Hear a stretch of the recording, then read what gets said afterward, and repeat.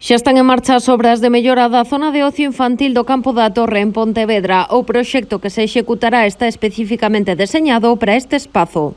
Imos facer, en primeiro lugar, unha zona de ocio infantil absolutamente diferente a todas que temos en Pontevedra. Non vai ser un parque de catálogo, non vai ser un parque con xogos que podamos atopar en calquera outro sitio, senón que vai ser un parque deseñado especificamente e exprofeso para esta zona. Segundo explicou Puentes, instalaránse xogos inclusivos e de creatividade. Ademais, trátase dunha obra que aposta pola reutilización. Hoxe a praza está nun estado moi mellorable, evidentemente, como o que podemos ver, pero ningún dos elementos, salvo os vellos xogos do parque infantil, ningún dos elementos estruturais desta praza vai ser destruído, senón que se van a integrar nese novo deseño.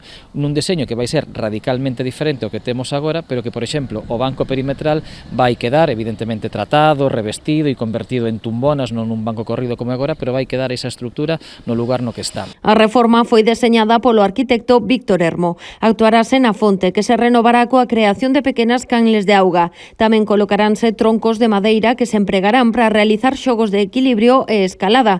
Ademais, reestruturarase todo o espazo. Desde o punto de vista urbanístico, a intervención é importante porque isto que a día de hoxe é unha illa, é unha isleta que está rodeada de coches por todas as súas partes, transformarase nunha península, gañaremos o espazo que hai na parte de atrás contra a Praza de Touros, ese pequeno cachiño de rúa que realmente desde o punto de vista do tráfico pois é absolutamente inútil, non ten moito sentido, incorporarémolo a este novo espacio, por tanto incrementaremos a seguridade. O proxecto contempla tamén a plantación dunha nova árbore que se utilizará como elemento de xogo, creando ao seu redor unha estrutura de madeira. O prazo de execución é de 3 meses e as obras contan cun orzamento de 75.000 euros.